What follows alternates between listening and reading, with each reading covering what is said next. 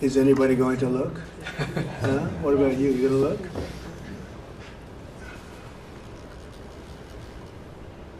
And frankly, the FBI should be ashamed of themselves, and so should the Department of Justice, and so should Biden. Okay? Next, sir, we have an executive order for your attention. We've taken action against a number of law firms that have participated either in the weaponization of government, the weaponization of the legal system for political ends, or have otherwise engaged in illegal or inappropriate activities. The law firm of Jenner and Block is one of these law firms. This is a law firm that, as you know, employed Andrew Weissman after he came off of the Mueller investigation. It's a law firm that's engaged in invidious racially and sexually discriminatory practices. It's also a law firm that has participated in the weaponization of the legal system against American principles and values, and we believe that the measures in this executive order will help correct that. And Andrew Weissman is the main culprit? He's certainly... With respect to this firm? He is one of a number of reasons that we believe this executive order is warranted. He's a bad guy.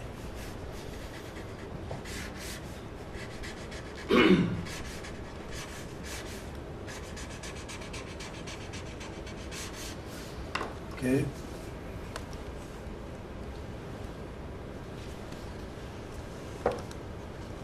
Next, sir, we have an executive order for your attention relating actually to government payments. Historically, checks issued by the Treasury are, I believe, 14 times more likely to become the subject of fraud than electronic transfer payments. This is an executive order that's going to push the Treasury Department to modernize its payment system to ensure that where possible they're using electronic methods of payment as opposed to paper checks in order to reduce waste, fraud, and abuse in the government, which is obviously an endeavor that we've been pursuing in numerous aspects of government under your leadership. It's basically modernization of equipment and methods, and it's something that really I think he's going to be a great Secretary of the Treasury, wanted, Scott.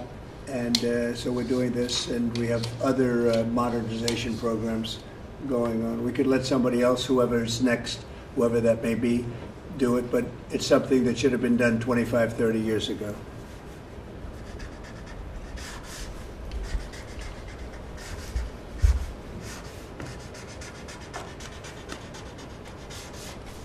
Okay.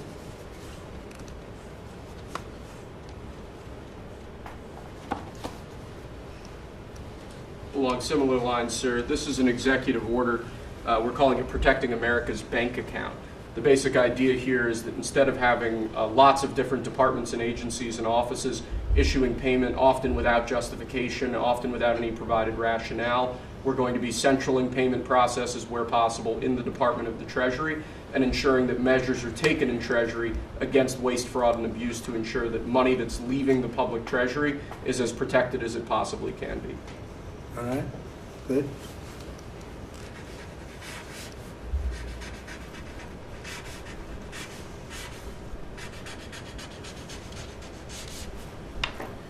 Many of these things should have taken place decades ago or longer. Lastly, sir, we have an executive order for your attention on the very important subject of election integrity. We believe that this executive order is the farthest reaching executive action taken in the history of the Republic to secure our elections.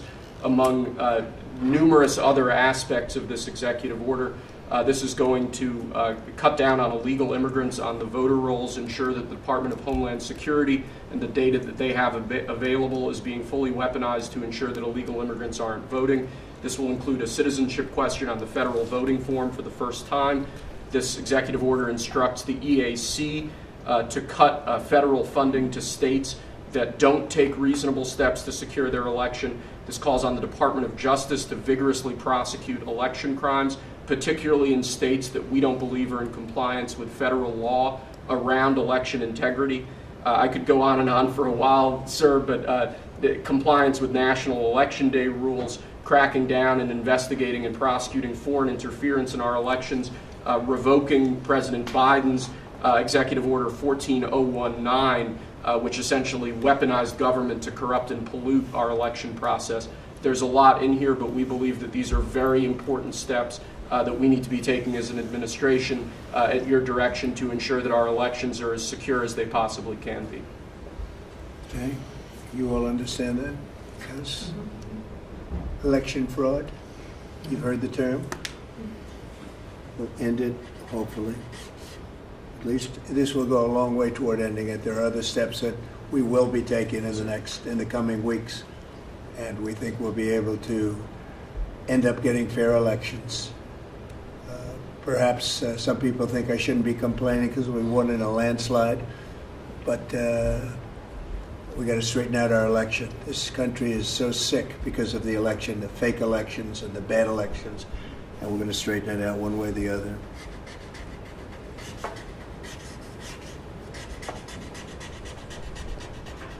And it's an honor to sign this one. To sign all of them, but to sign this one is a great honor.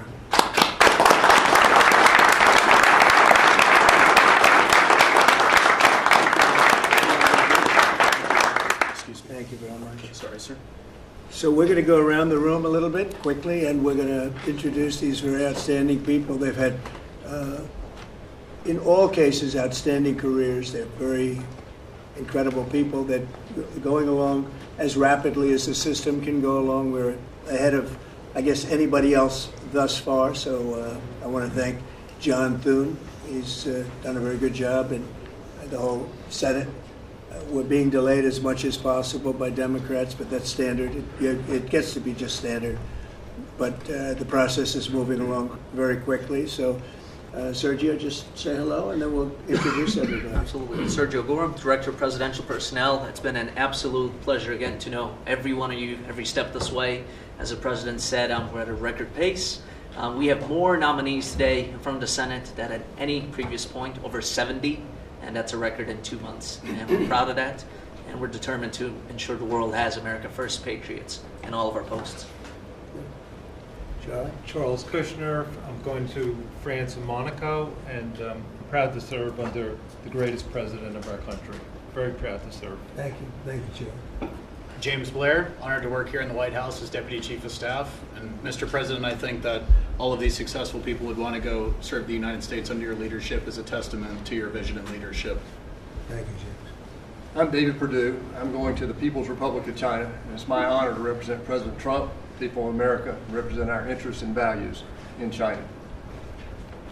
I'm Leah Campos. I'm going to represent the President in the Dominican Republic. Mr. President, thank you for the honor to serve you in the Dominican. Thank you. Thank you. Mike Waltz, National Security Advisor. Look forward to working with every one of you on behalf of the President, his leadership, and the American people. John Arrigo. I am going to the Republic of Portugal, and I'm very excited to do so and serve on what I consider one of my closest friends and one of the best presidents this country has ever had. Thank you. Kevin Cabrera, nominated to be Ambassador to Panama. It truly is an honor, President, to be part of your administration. Thank you. Tom Derek, nominee to the Republic of Turkey. Delighted and honored to be with you, Mr. President, in that host country, which is one of the most ancient in civilization, is in search for your peace, prosperity, and security program. Good place. Mr. President. Good leader, too. Yeah, Mr. President, thank you.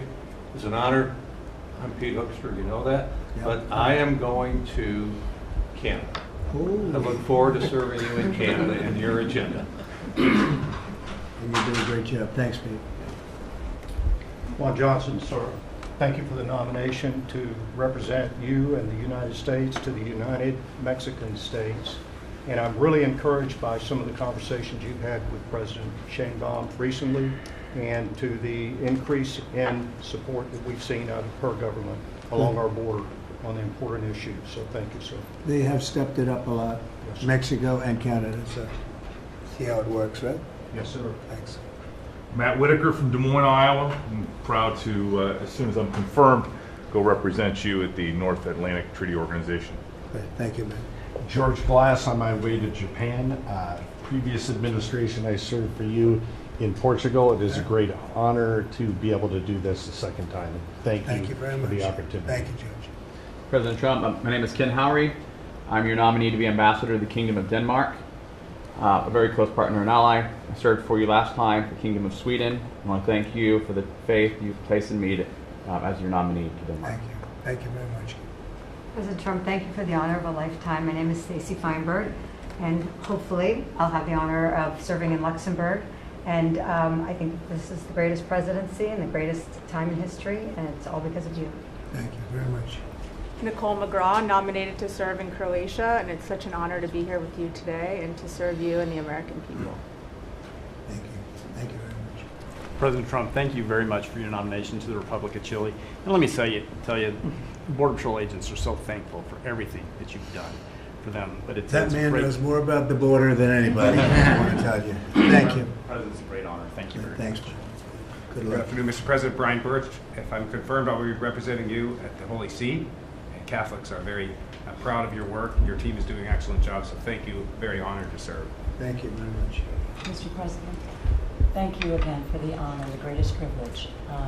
My name is Summers Farkas. I will serve this great man at the Republic of Malta. Thank you, sir. Thank you, Mr. President. Joe Popolo from Dallas, Texas. Very proud to serve you at the Kingdom of the Netherlands, the very first country to recognize the United States 250 years ago. Thank you. Thank you. Mr. President, if I'm confirmed, I will be representing you in the state of Israel. It will be an extraordinary honor, and you've done more for Israel than any president in any time of its history, and we are grateful. And I'm hoping I'll get to be there by Passover. Thank you, Mike. And Mike is an outstanding guy. They all are. Mike, I think he's going to do wonders for Israel.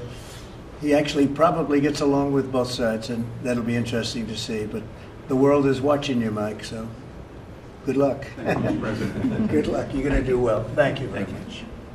Mr. President, thank you for this great honor to serve the Republic of Italy and San Marino. I'm so looking forward to going over there and working with that great ally, and for the pleasure to serve you. Your staff has been great working with us and have done a great job, and we really appreciate them. Thank you, sir, for pushing this along.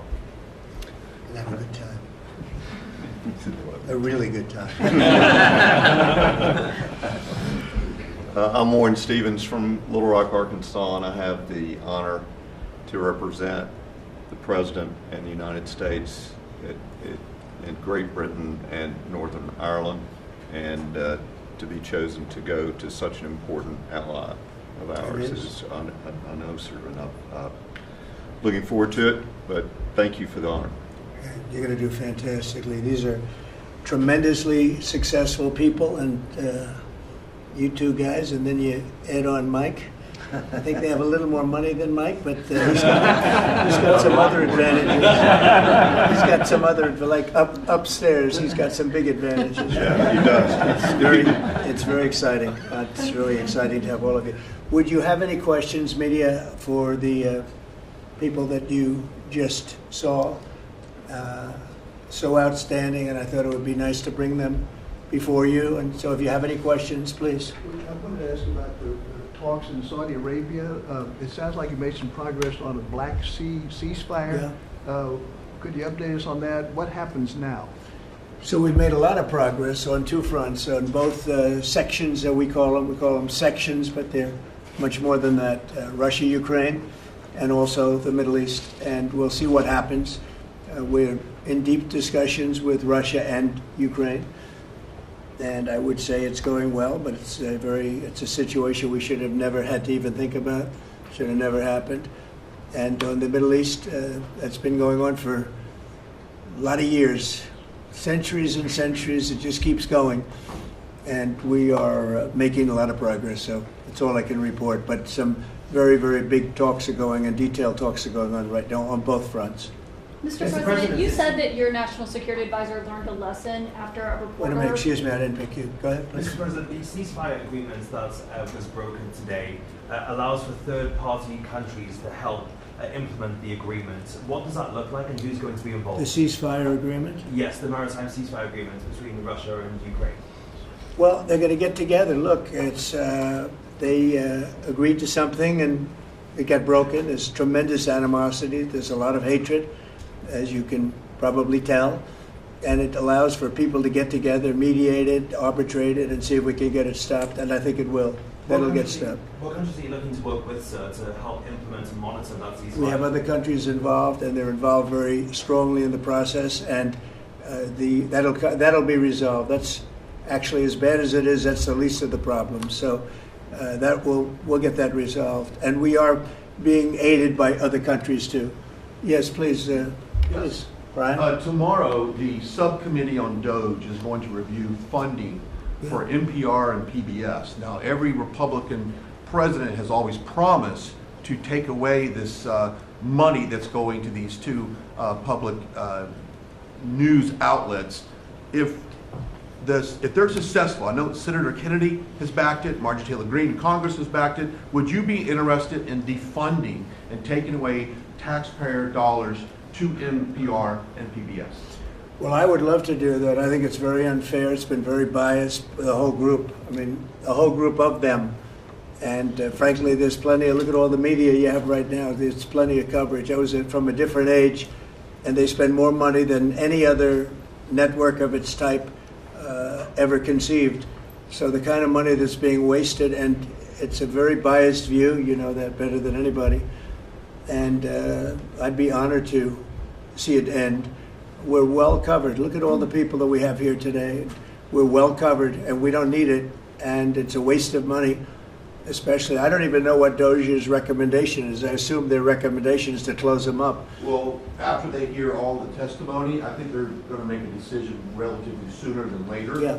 But we'll see what that turns Yeah, out. I can't imagine that they wouldn't, because they have found so much waste, fraud, and abuse, hundreds of billions of dollars, and just waste, fraud, abuse. You heard yesterday some of the new things that were found. 22 billion just in environment, billion. You know, if you had 22 million, Warren, it would be nice, but 22 billion put into environmental accounts. One was 2 billion into one account, Stacey Abrams, where they had $100 in the account. And just before I came in, they put $2 billion. And you guys are looking, so you mean 2 million or maybe 200,000? No, $2 billion were put in the account. What do you think of that, Mike? Do you think that's a straight deal, 2 billion? Just write me the check, Mr. President. So I can send me to Israel. It's it's a horrible thing, and we have so many of those things. So they've done an incredible job, and the country wants to hear it. I think Doge is actually very popular because of what's happening. They're hearing about all of these scams and for big money, tremendous amount. And when you add it up, just hundreds of billions of dollars being wasted, and much of it's fraud. You know, we talk about waste. And it is waste and abuse, but a lot of it's fraud Can I too. follow up on something? Yeah, go ahead, Brian. I just want to follow up on that. If Planned Parenthood is defunded, would you look into the harvesting of baby organs that they've done throughout the years and maybe go after some criminal prosecution on that? Well, I think you're talking about a subject that is a heated subject, and we'll look into it. We're going to look into everything, but that's certainly a subject that's been debated for a long time, and we will look into it, yeah. Mr. President, Some senators have expressed hope that the White House will support a rescission package to codify some of the DOGE cuts into law. Where does the White House stand on that? And are you making progress? The which on package? A rescission package to codify some of the DOGE cuts into law. You know what? It would be great. I think we're going to do that. I think they're going to do it. I think we're also going to be codifying a lot of the executive orders that we've done, which have been very popular. And we're looking at one, I will tell you right now, that I think perhaps will be controversial, but not with the people, and that's sanctuary cities. We're going to end sanctuary cities for some of these jurisdictions that aren't cooperating with law enforcement. They're guarding criminals. They're taking the rights away from the citizens of their state and their city. And we're going to be ending sanctuary cities if we find it necessary to do in certain major areas. And we may just end the entire thing altogether, because it's just a way of protecting criminals, and nobody else is benefited by that. And for some reason, Democrats want to keep and they want to shield criminals from being sent back to their countries or being sent to prison. And in the meantime, the crime rate has gone through the roof. Under Biden, it was through the roof. It's starting to come down, but we're taking a lot of people out of here. So we may be presenting you very shortly with a executive order ending sanctuary cities. Mr. President, are you going to change any of the practices that your national security officials used after a reporter was inadvertently added to a group chat about attacks on Yemen? Well, I think it's a question I've been asked now, and I've given a few answers, and they've all been the same. We have an amazing group. Our national security now is stronger than it's ever been. We have had a very, very successful, numerous attacks on that area. These are people that shoot down ships, not only our ships, ships all over the world. They're shooting down right out of the water and damaging them badly, or they're going down. They're also shooting anything that happens to be flying in the area. We hit them very, very hard. There was no classified information, as I understand it. They used a app, if you want to call it an app, that a lot of people use, a lot of people in government use, a lot of people in the media use. And I think I'll ask Mike. Mike is here. Do you want to respond to that, please? Yes, Mr. President. You asked about lessons. I think there's a lot of journalists in this city who have made big names for themselves, making up lies about this president, whether it's the Russia hoax or making up lies about Gold Star families. And this one in particular, I've never met, don't know, never communicated with, and we are looking into and reviewing how the heck he got into this room. But I'll tell you what, the world owes President Trump a favor. Under Biden, global shipping was shut down. Pinprick attacks, months between them, our destroyers being fired upon dozens of times. President Trump took decisive action with his national security team, took out the head missileer, knocked out missiles, knocked out headquarters, knocked out communication sites. And for once, as we hear, as you all hear from every one of our allies, thank God for American leadership again. Thank God for American strength. You're welcome. And look, we had a national security team that was coordinating these efforts. As Director Radcliffe testified today, his first day on the job, he was introduced to this app on his government systems at the CIA and at the State Department and otherwise. So, look, this journalist, Mr. President, wants the world talking about more hoaxes and this kind of nonsense rather than the freedom that you're enabling. And a key part of our sovereignty is open sea lanes and knocking the crap out of terrorists, which is exactly what your team and Pete Hegseth, a good friend and fellow veteran, is leading the charge on. And it's an honor. We had a very, very successful, we had a very, very successful evening. And we've had numerous successful evenings and days in that area. The Houthis are absolutely on the run. The worst of them has been killed. This should have been done a long time ago by Biden, but Biden was an incompetent president. He couldn't do anything. He didn't know where he was going. He had no clue. This guy had no clue. This should have been done a long time ago. As they shoot missiles at ships, randomly shoot missiles at ships. And they make their own missiles. You know, this is not an incompetent group of people. They make their own missiles. They get the missiles also from Iran. It's an offshoot of Iran, another offshoot. You have Hamas, you have Hezbollah, you have the Houthis. You got a lot of stuff going on with Iran. And we sent a letter to Iran. You're going to have to be speaking to us one way or the other pretty soon because we can't let this happen. But that's an app that a lot of people use. And somebody got on. I mean, happened to know the guy's a total sleazebag. The Atlantic is a failed magazine. Does very, very poorly. Nobody gives a damn about it. This gives it a little bit of a shot. And I will tell you this: that they've made up more stories, and they're just a failing magazine. The public understands that. He's a very good man. That man is a very good man right there that you criticize so strongly. He's a very good man. And he will continue to do a good job. In addition to him, we had very good people in that meeting, and those people have done a very, very effective job, and you're going to see it. And it goes on, by the way. It's going to go on. And I think the Houthis wish that it didn't happen, but that's what it's all about. We have to create a safe country, a safe world, and that's what we're doing. Do you worry that national security was put at risk, Mr. President? Of senior officials using signal. Do I plan to ban who? The use of signal to communicate from senior officials. Well, I don't know I don't know anything about signal. I wasn't involved in this, but I just heard about it, and I hear it's used by a lot of groups. It's used by the media a lot. It's used by a lot of the military, and I think successfully. But sometimes somebody can get onto those things. That's one of the prices you pay when you're not sitting in the situation room. with no phones on, which is always the best, frankly. But the best is to be there. In fact, oftentimes I've been in fact, just last week I was in the Situation Room on something very important, and we had a couple of people hooked up by line, and I said, cancel the line. Sorry, fellas, what you do is we'll tell you all about the meeting, because I know people do get on those lines, whether it's Signal or anything else. Yeah. So are you going to change any procedures as a result of this? Well, I mean, look, we look at everything, and they've made a big deal out of this because we've had 2 perfect months. We are bringing in business. We have another one announced tomorrow, a big one, very big.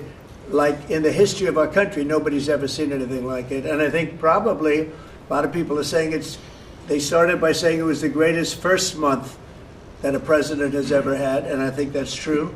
And now they say it's the best second month, and they had to find something. And this certainly will look at this, but the main thing was nothing happened. The attack was totally successful. It was, I guess, from what I understand, took place during, and it wasn't classified information. So this was not classified. Now, if it's classified information, it's probably a little bit different. But I always say you have to learn from every experience. I think it was very unfair the way they attacked Michael. He's a good person. The person that was on just happens to be a sleazebag, so maybe that's just coincidence. I don't know. But you are going to conduct would an it be investigation, a problem if Mr. the President. Atlantic released all the text messages if they're not classified? Well, I don't know. I'd have to ask the military about that because maybe you wouldn't want that. I don't know. I will say this: that from what I heard, the man that we're talking about, who's not somebody that I don't think most people have ever heard of, he left. He found it very boring, and he left early. He got off the line very early. So I can't speak to it other than that. So he's made up a lot of stories, and I think he's basically bad for the country. But it's a failing venture, very failing venture. They're very upset, and a thing like this is publicity for them. But I don't think we should allow people that are very good, like that man sitting right at the end of the table, who's done a great job. We shouldn't allow them to be hurt by it. Mr. President, can I follow up on that? Yeah, go ahead. Are you saying you're okay with the continued use of Signal by administration officials? No, that's not what I said. I said we'll look into it, but everybody else seems to be using it. It seems to be the #1 used device or app, whatever you want to call it, and we will certainly look. If it was up to me, everybody would be sitting in a room together. The room would have solid lead walls and a lead ceiling and a lead floor. But, life doesn't always let you do that. In the meantime, the attack itself that we were talking about and discussing has been an unbelievable success. But you will conduct an investigation, is what you're saying into this. We'll look into it, sure. Mr. President, I would look into it, sure. I want to look into Is that the FBI? Or anything who would like be that. I would ask them. It's not really an FBI thing. It's really something having to do with security. Security, like will somebody be able to break in? Are people able to break into conversations? And if that's true, we're going to have to find some other form of device. And I think that's something that we may have to do. Some people like Signal very much. Other people probably don't.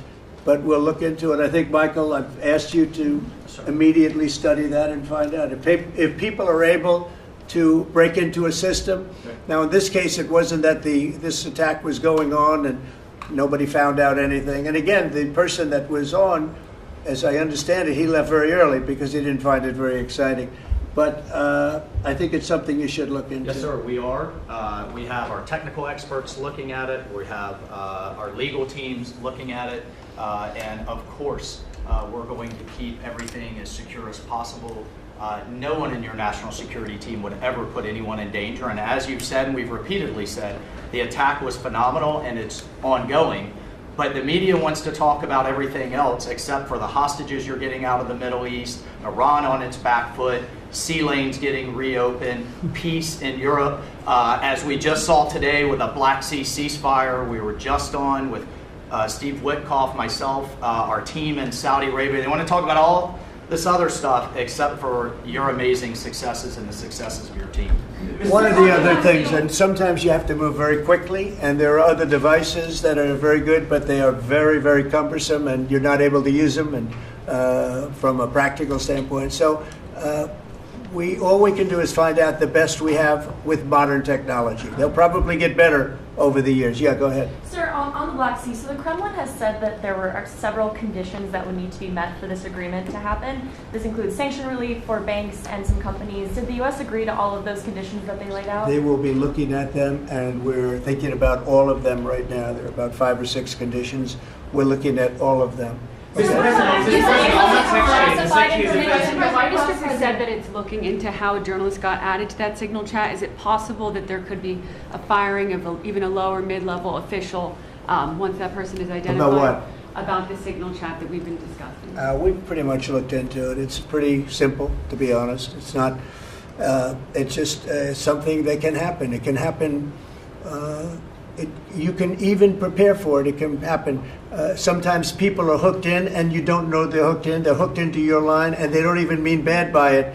But it's not a perfect technology. There is no perfect technology. The really good ones are very cumbersome, very hard to access.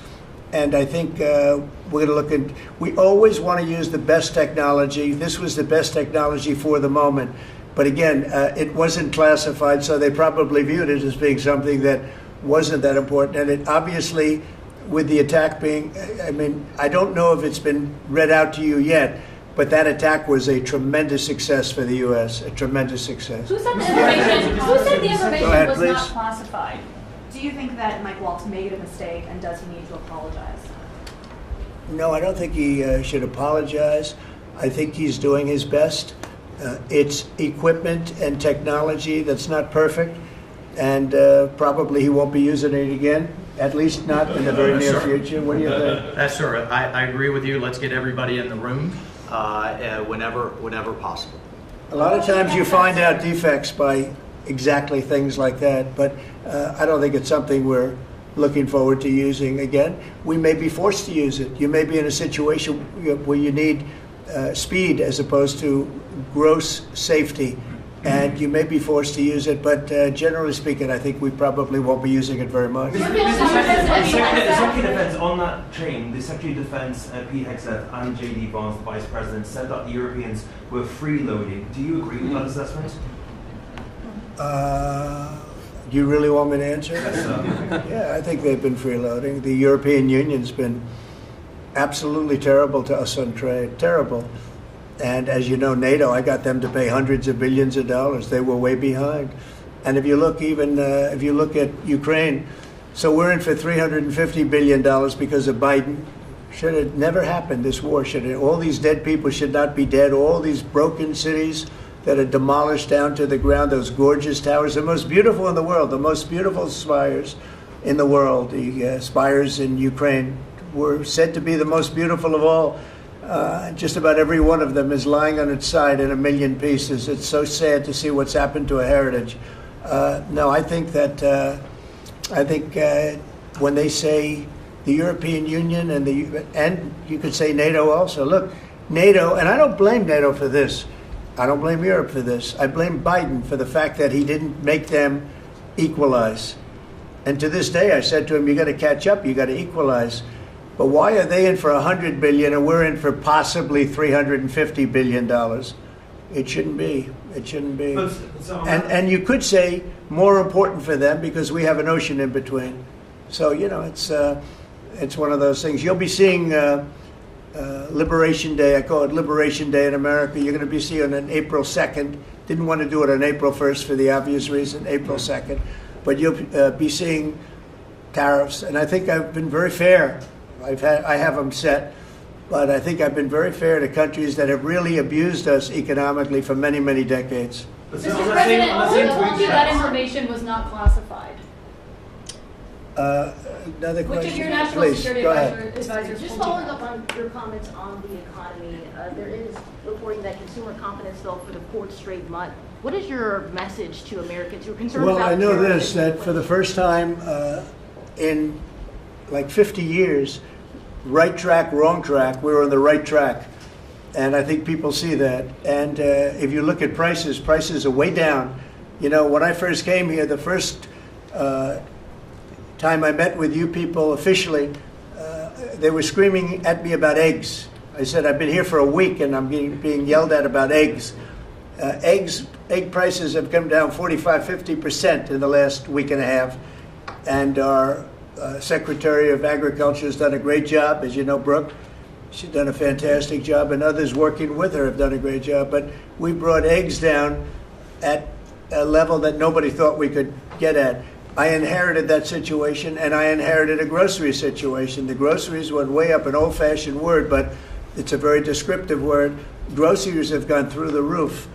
And I used to campaign on it. I used to say, we're going to get groceries down, and we have got it down. I watched a certain newscast over the weekend, and a congressman, Democrat congressman, said, well, Trump's done a lot, I agree. He's been great on the border, he's been great on the military, but you know he hasn't brought prices down. That's false. Gasoline's way down. Eggs are way down. Groceries are down, very substantially, but down. Almost everything's down. Now, I'd like to see interest rates come down a little bit, and you're going to see billions of dollars, even trillions of dollars coming into our country very soon in the form of tariffs, because we were abused by presidents that, frankly, in all fairness, it wasn't their expertise, but they had no idea what they were doing. Mr. President, you say tariffs will create more jobs here in America. Oh, so yeah, sure. It's which going to states- agree. which It'll states be, it'll create a lot of money and more jobs. But if you look, so in the last, these gentlemen would know about it, and ladies, because some of the ladies are great businessmen in this room that are becoming ambassadors. Great, really great, top of the line. When you look at the number of companies that have said, like we're close to, I would say close to $4 trillion. We never had numbers like that. The number one chip maker in the world from Taiwan coming in with $200 billion. We have Apple. Look at Apple. $500 billion. $500 billion. They're going to build plants all over the United States. They were all being built in China. You have many, many companies, and maybe above all, you have the car companies coming in at levels that nobody's ever seen before. We have Honda is opening up one of the biggest plants in the world in Indiana, and many car companies are coming in. We have AI. We're leading China by a lot in AI, and we're going to keep it that way because we've made it very good for them, and we're going to protect them once they're here. We'll protect them through taxes, through incentives, and also through tariffs. Thank you very much, everybody. Thank you very much. Thank you.